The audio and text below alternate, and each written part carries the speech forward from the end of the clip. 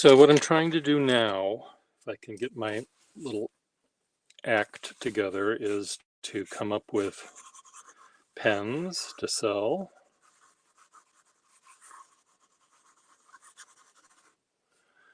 as well as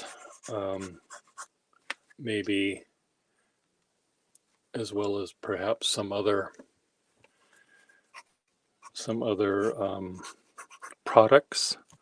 For example, framed doodles that I do when I'm testing out pens. I sold some last year, and I have a lot of frames here which I will use to sort of frame a few so people can see how pretty they might look. And I might do more fezzes if I can find the right paint. I made fezzes last year. I'll show you some.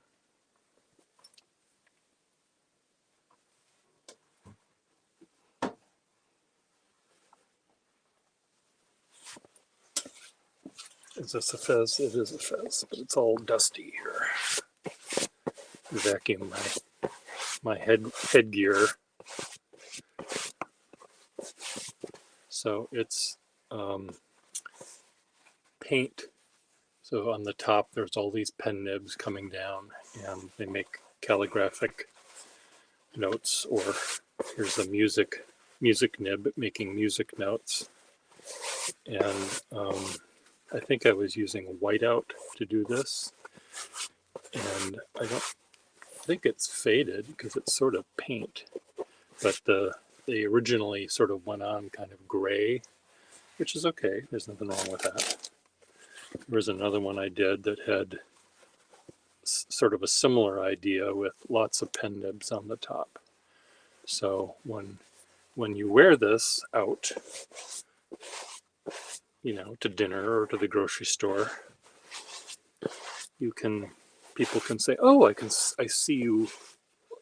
I can't believe how fashionable you look," for one thing. That's the first thing they'll say. And then they'll say, "Oh, are those pen nibs? Do you collect pens? My grandfather has all sorts of pens, and he's dead, and I want to sell them, and I'll sell them to you." So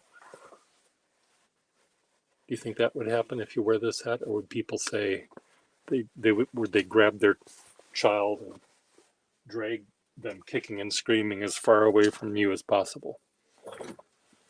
Probably the latter.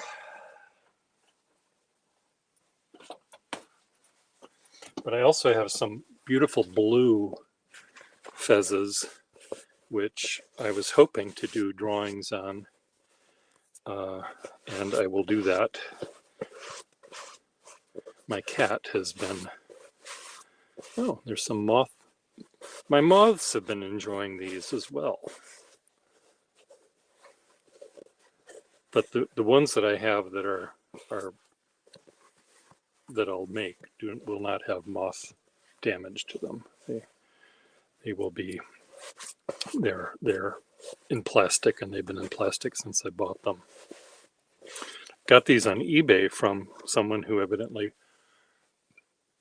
bought out a fraternal supply shop. So he's had, you know, fezzes, unadorned fezzes, and sashes, and brocade, and bric-a-brac. And I wish I had bought all of the fezzes, because I like them, and I sold a number of them last year. So I just have to find the right paint, because the felt is really dense, thick, and most of the paint I have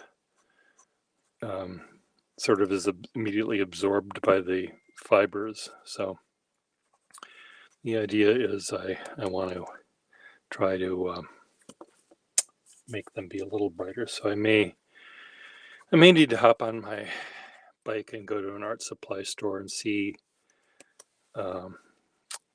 what sort of fabric paint they have, or I do have a lot of fabric paint in my house. I just have to figure out where I put it. So that's one thing. And then I'm also doing this.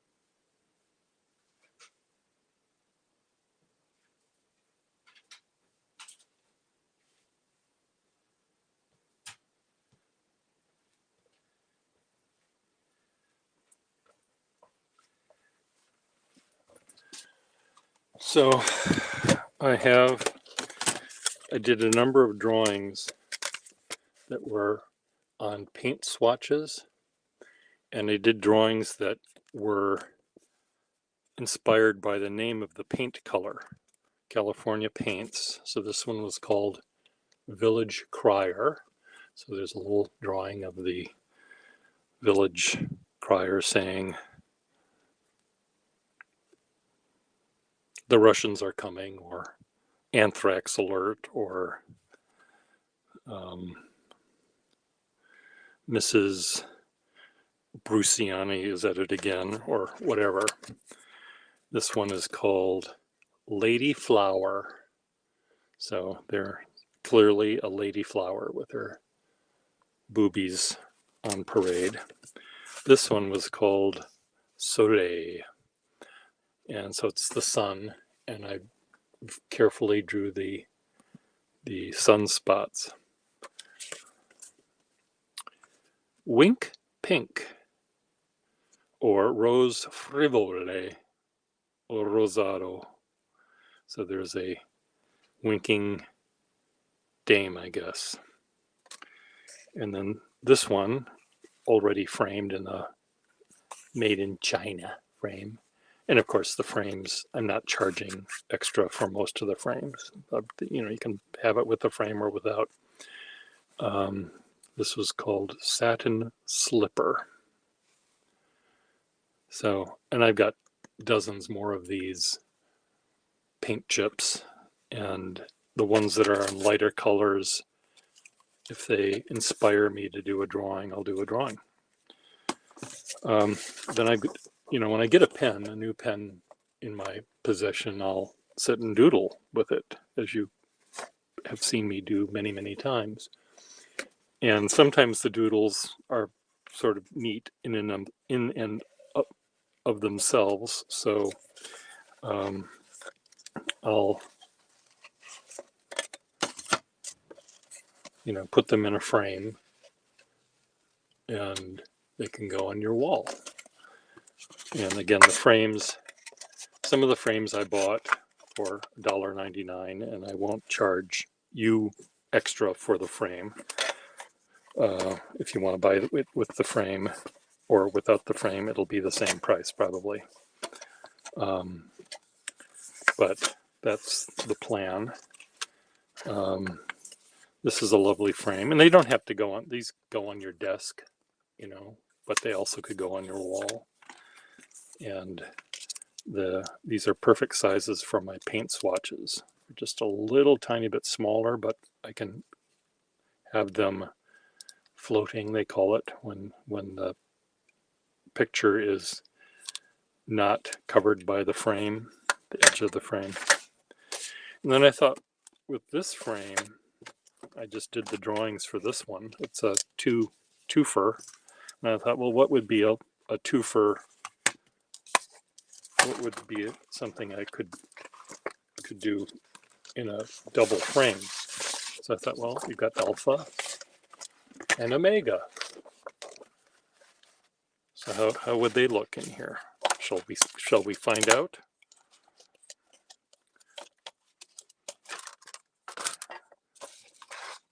Alpha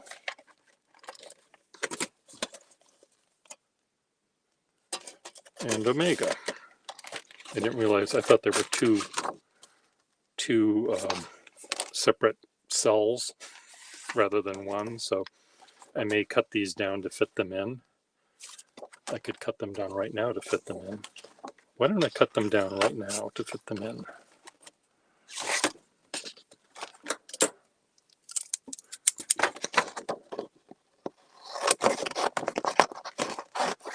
Now, alpha and omega, can be the Christian alpha and omega, but it also could be the alpha and omega of heathens. You don't have to be a Christian to have a beginning and an end, right?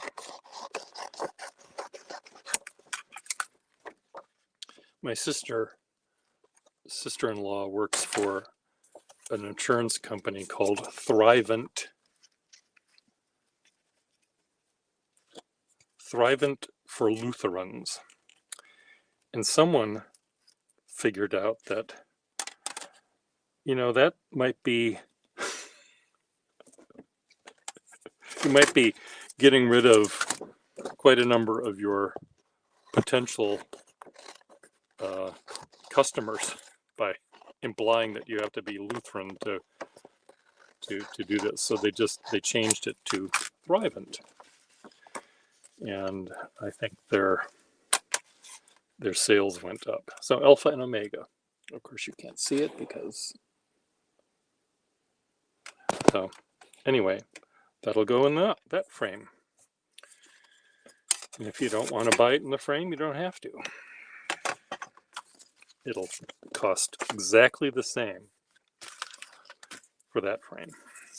There's some frames that are actually quite a bit fancier, and I may have other uses for them, so I may charge an extra amount of money for those. I also have an idea of doing a drawing on this vellum, which, as you see, is somewhat transparent. So I could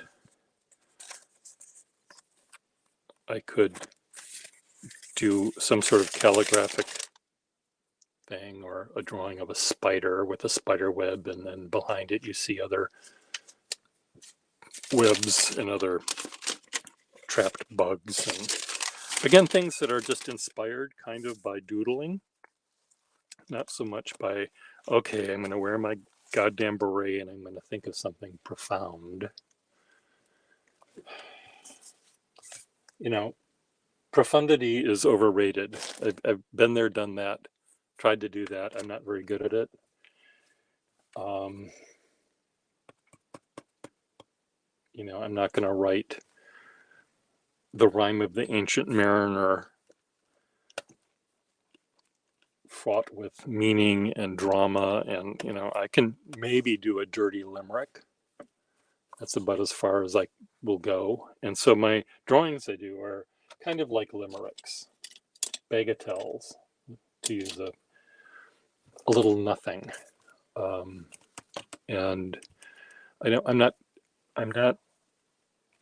downplaying my talents or my skills or the art that I produce by saying that they're little nothings.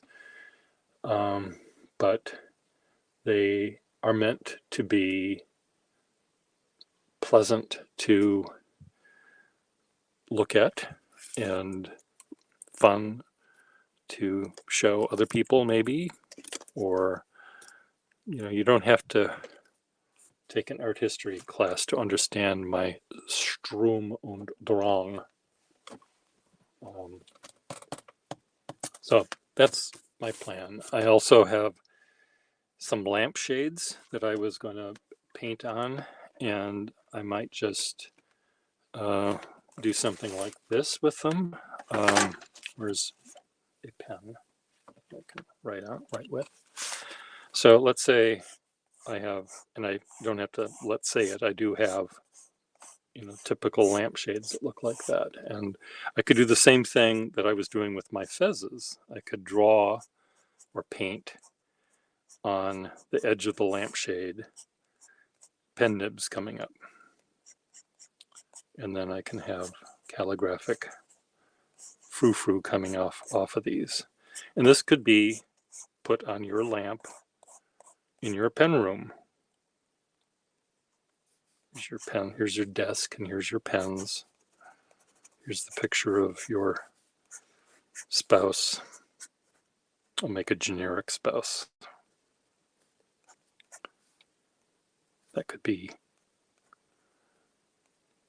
it could be an ugly guy or a really ugly girl.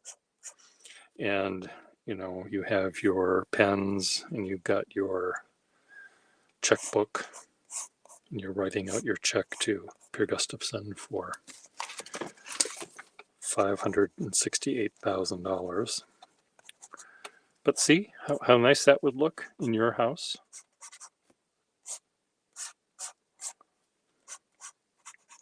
You know, and the lampshade might be $30 for an original Per Gustafson. What do you think?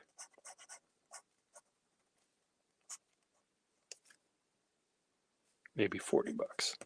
I don't know. I'll see. Again, it all depends on the kind of paint I can get that'll work on fabric. If I have to paint it rather than draw it, it takes longer for me to do it. And when things take longer, I sort of charge more because it takes longer. It's like, you know, taking a ride in a taxi. Going farther or spending a longer time in the taxi will cost more than taking a short ride. So, so that's my plan. I'm trying to have fun at a pen show. Buying pens and selling pens is fun, yes, but buying pens and taking, you know, a blank piece of paper and someone said, I really like the doodle you did, can you do one of my initials? And they could say their initials are, you know, let's say A and C. And I'll say, sure, I can do one of those. And they'll, you know, I'll say, come back in 10 minutes or 20 minutes or whatever, and I'll do it. And if they don't like it, I'm going to say, you know, if I do it and you don't like it, pay me, you know, $10. If you do it and you like it and you want to keep it, then it's 20. You know, I don't want to because I don't have it already done. They may not like it, and I don't want to have them pay me for something they don't want. But I also want to give them the option of not having to pay the entire thing. I mean, that's how a portraitist will charge. You know, I'll paint your portrait. You've seen the examples. This is what the real lady looked like. This is how I painted her. Yes, you see, I removed some of the wrinkles. I had her sort of take this pose rather than that pose, so that you saw, you know, her better side or whatever it is. But it's funny, you know, realists, and I think I'm kind of a realist when I'm asked to draw a picture of a house or a person or a cat or a dog. You know, I try to draw it realistically. And I did one for one client. I did their little pug dog. I made him look fat. No, don't feed him so much. Of course, I just spitted right there, spat right there. I drew from the picture. In fact, I traced the outline, so I got the proportions exactly correct. Oh, you made him look fat. Well, don't feed him so much. It's not my fault that you have a fat dog. But I tweaked the image. I stretched it out a little bit, and it was going to be printed. Believe it or not, it was going to be printed on a postcard. So imagine a postcard, and it was a picture of this huge many $1 million house that was built in in 1920 on the Atlantic Ocean. And it had it was 3 stories tall plus an attic, and it had a big grand front door, and it had a little dog. So here, I'll get closer. See, it had a little dog. It wasn't a big dog. It wasn't a Great Dane. It was a pug this big in real life, and we can't see Biff. That was the name of the dog, Biff. Oh, they wanted also Biff to wear a bow tie. So here's Biff. Whatever Biff looked like, standing there with his tail. Biff. He wanted to wear a bow tie, and they wanted the name Biff, B-I-F-F, to be on the tie. Now this right here, this is like 10 times bigger than it would be printed on this little tiny card. And I said, you won't be able to see the name Biff. There's the entire dog is made up of like 18 pixels only, or whatever. And the head is 4 pixels, maybe. The bow tie is maybe 2 pixels. And a pixel has to be one color or not. So how do you get the word Biff? They look at it on their computer screen and they can zoom in, and that's fine. You can zoom in, you can see Biff, but when it's printed on a piece of paper that has to go in the mail to your guests, what are they going to see? So if your initials are A and C, and I do something like this, and you say, I really don't like it, I thought it was going to be like that. Well, it is like that in my mind, but the other one was different initials. The reason it looks different is it's different initials. Hello, Ms. Marilyn, darling. So, I try to anticipate a problem that I see in something I'm drawing. Oftentimes people, when I'm drawing a pet, they'll stand here, they'll take a picture of the dog, they'll have their camera aiming down, here's the dog, and they send me this picture that they took. And this is what the dog will look like. The dog will look like this, with its ears and its tail and its feet. It'll look like a little thalidomide dog because you're looking down. And I say, put the dog on a table and get on your knees so your eyeball in the camera is at the middle of the dog. Then you'll get it to look right. So I try to tell people what I need. And one client I had wanted me to do a monogram, and their initials were I and S. And they wanted it to be overlapping on top of each other. And I told them, I said, it's going to look like a dollar sign. Oh, well, we want you to do it anyway. So I did it anyway, and I, tried to do everything I could to, make it look as un-dollar signy as I could by adding frou-frou and bric-a-brac and overlapping and underlapping and having, and they said, it looks like a dollar sign. And I said, I told you it was going to look like a dollar sign. Remember? Here's the email. Oh yeah, that's right. Well, they paid me. They paid me anyway. They admitted that they wanted it to overlap, and I came up with another idea. I said, here's a hexagon. I'll overlap them this way. So I had the eye go like this. Here's the eye tilted. And I'll do the S tilted the other way. So the S was, how did it work? The middle of the S looked like this. The S look like this. That's an S. And I was able to overlap them using this hexagon. So, but they said it looked too much like Superman. Okay, well, give me the money. Just give me the money. You know, he paid. Again, I didn't completely finish them, but they paid me half.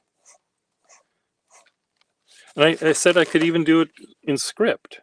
An I looks like this in script, in one kind of script, and an S in one kind of script can look like that too. It has the same ending stroke. So the S could do this, and the I could do this.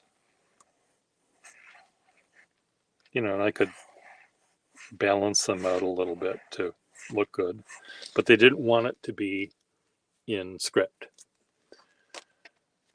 So, you know, I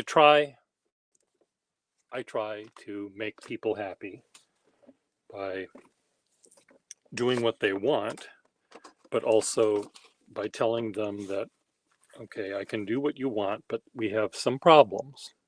And a problem is this. And how can we fix that? Here's the solution. I can draw your beautiful house, not straight on, like I'm walking up the sidewalk to your front door. I can, you know, I can draw it rather than drawing it like this. I can walk up the corner, and then I draw the house from an angle. And here you have shadows, and you have, you know, it looks three-dimensional. And if there's trees and stuff around your house, I often will say that's really great because the shadow that the tree is casting actually makes it look much more interesting than it would be if it was without the tree. Oh. And I say, you know, your house is symmetrical. This half looks exactly like that half. So there's no reason to see both halves because it's the same thing. So, you know, we can have the tree that's existing there. We can put the tree there, and we can have the shadow over here. And, you know, you can see what this window looks like. You know what this window looks like, even if you can't see it, because it's a symmetrical house. So I try to, there was one job I had where, and I really was excited about this job because the guy had a house that he bought in Pennsylvania and had it shipped to Wisconsin, to the woods in Wisconsin. So in all of the pictures that were sent to me of this house were pictures seen through the woods. So all these big trees and trees in the background. And then there's this house in the middle of the woods, and the trees were really, really important to him. But he was upset, and this was going to be engraved about this size. And he was upset because you couldn't see the plants that were in his garden. Now, his garden had a picket fence around it. And it was going to be this big, engraved. And, you know, you might see in between the picket fence, you might see some flowers. Maybe. And maybe if there was one tall, you might see it up here. But again, it's a dot. That would be the flower. So the job never got finished because I wasn't able to draw this entire thing plus this little thing at the same time. Now, a solution I had for this was, okay, well, let's pretend we're standing right here looking, you know, down at the garden. You know, we have to sort of exaggerate perspective a little bit. Here's the house. We see the garden. We see trees, and we see the trees behind.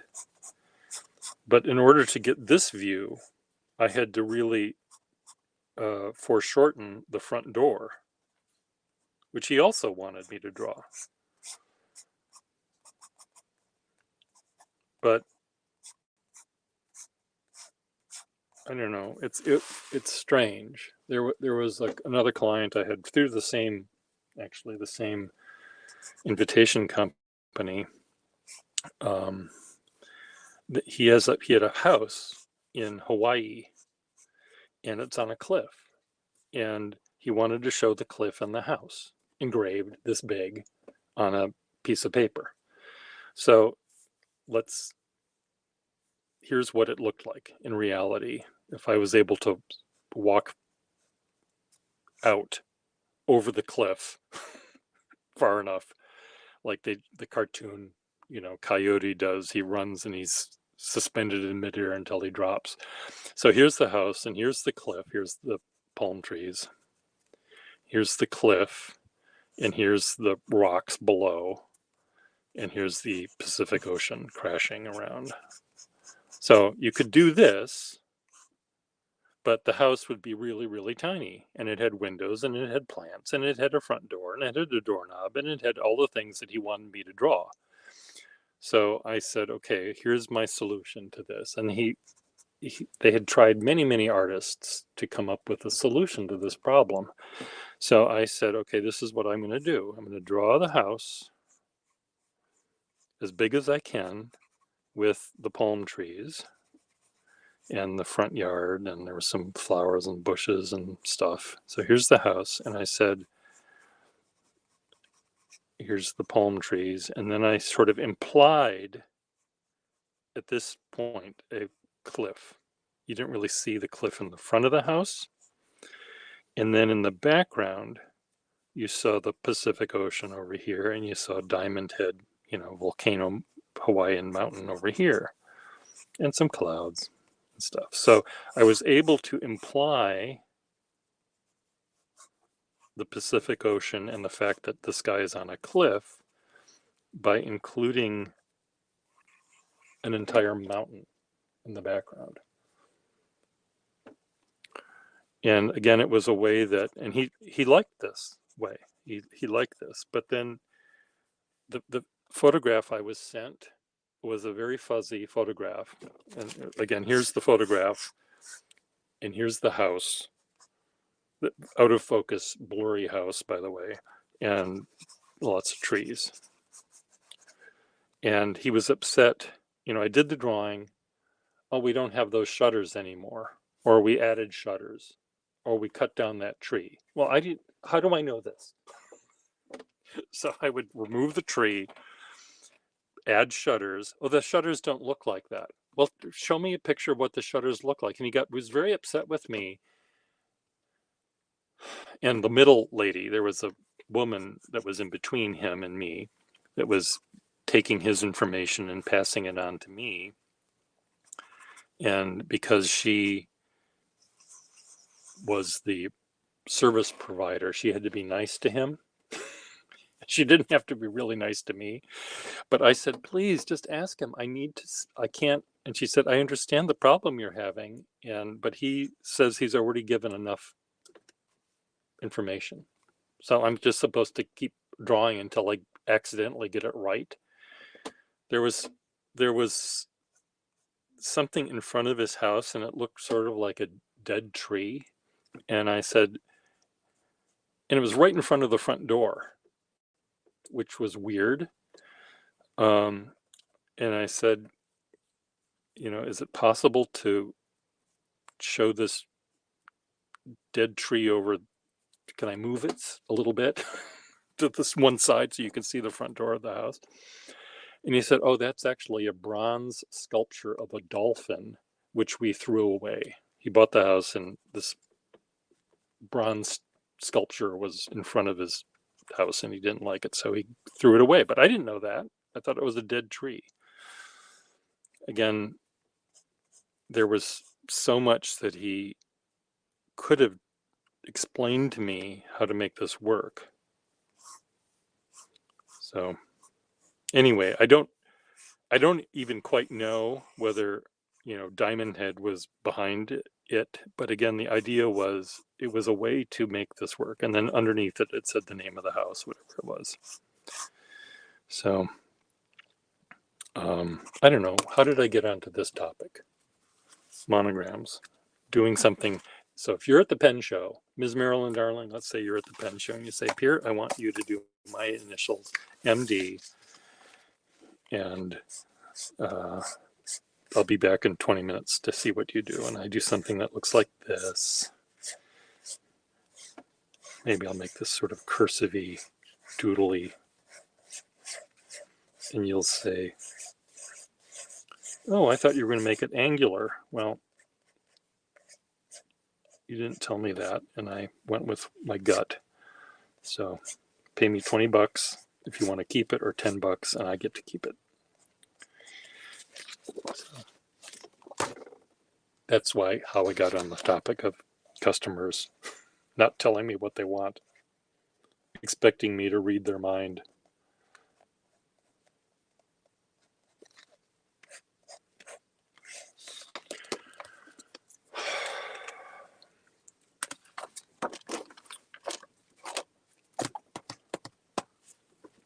What are you thinking, Ms. Marilyn?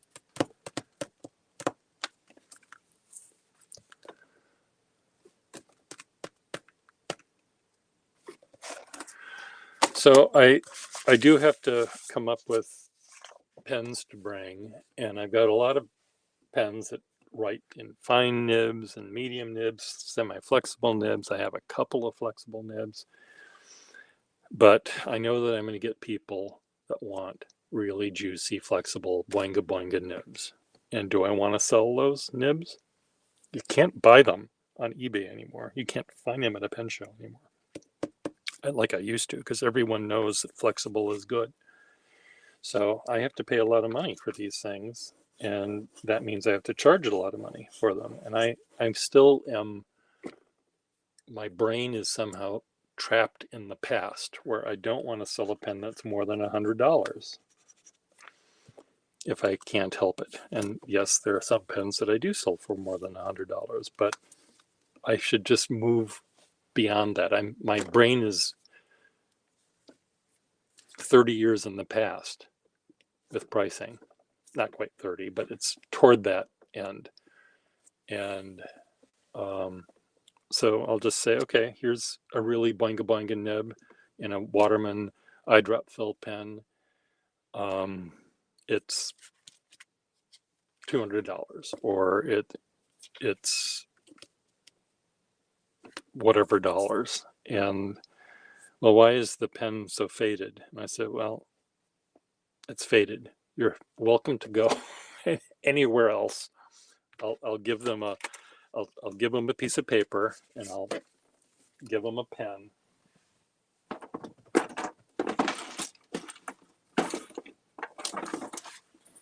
I'll say, okay, you go around. You go around the room and you find a pen that, can do this. You just take this paper with you and you try out as many pens. When you find a pen that does that and you can buy it for less, buy it for less. If you can't, it'll be back here unless I sell it to someone else.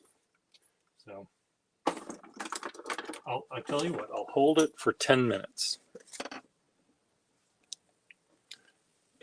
You have 10 minutes to find another one. And I'll even tell you where to go. Go over here to that guy and that guy and that guy. Some people I know might have a nib that's as sexy as the one that I was trying to sell them, but it's going to be in a sterling overlay.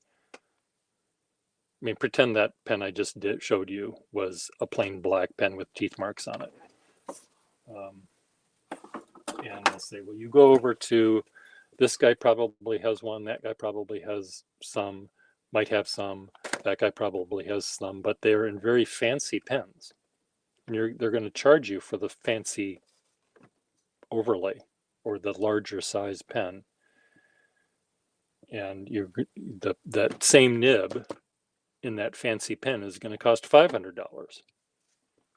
You're welcome to go there and buy it from them if you want to. I don't care. I don't want to sell it anyway. So it's, you know, Ms. Marilyn, you and I, yes, we love pretty things. But we don't need a pen that has a beautiful nib to be pretty, to do the work we do.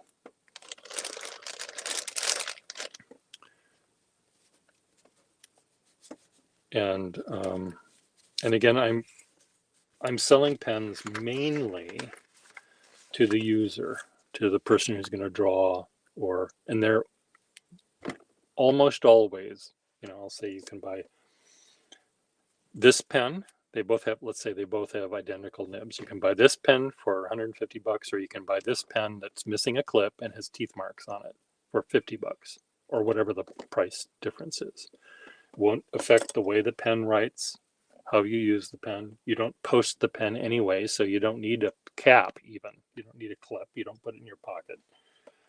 So you can buy this one without the cap, or without the clip, or whatever I'm trying to say. And it'll be just fine. Why is this nib isn't here? It's not a gold nib, is it? Or is it? I don't think it is.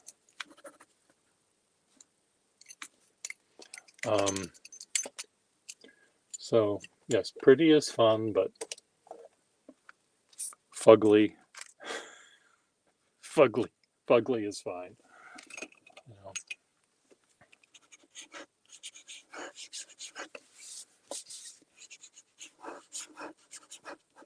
A pickup truck that has a dent in the fender will work perfectly fine. This is a great pen. This is a Webster.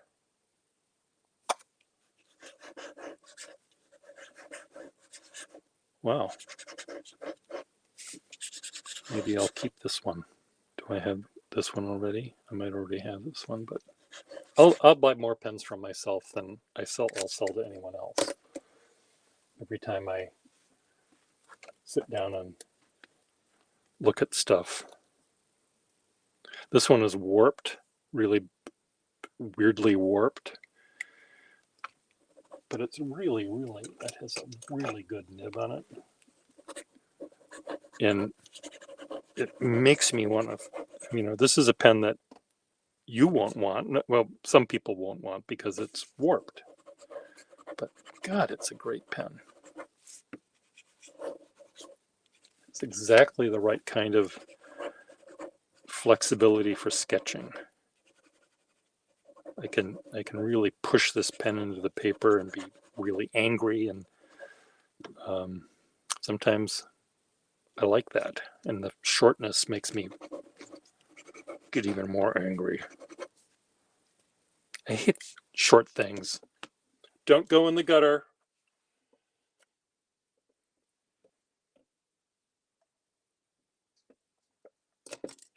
Don't go in the gutter. Don't you dare go in the gutter.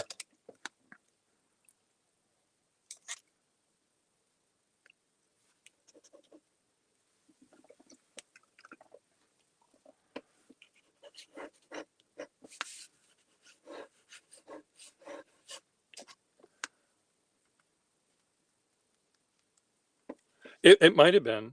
I did send you I don't know if I would have sent you that particular one. I might have sent it to you though. Just as a example. And I remember I sent you some. Anyway, I've got stuff to do. Ms. Marilyn, who else is in the room? I see there's 3 people, but anyway, I should probably go. I'm going to try to find more of my little doodlements and frame them and try to get my house organized a little bit. So be good.